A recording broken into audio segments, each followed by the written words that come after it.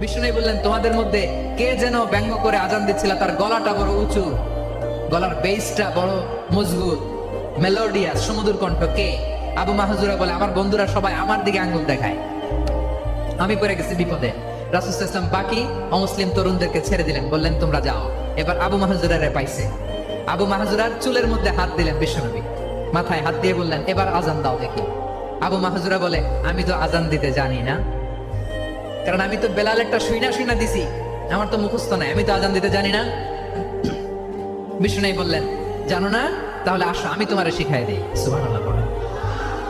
আবু মাহজুরা হাঁটু গেড়ে বসে বিশ্বনবীর মুবারক হাত আবু মাহজুরার চুলের মধ্যে। বিশ্বনবী আজানের মুআল্লিম আবু মাহজুরাকে বলতেছে, ঠিক আছে তোমারে শিখাই দিচ্ছি, আমি যা যা বলবো আমার সাথে সাথে বলো, পারবা? আবু মাহজুরা বলে, পারবো।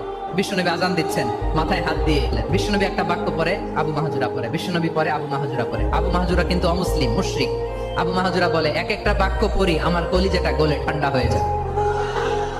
এতদিন মোহাম্মদকে গালি দিতাম, এখন মোহাম্মদ আমার মাথায় যখন হাত রাখছে আমার সারা শরীর ঠান্ডা হয়ে গেছে।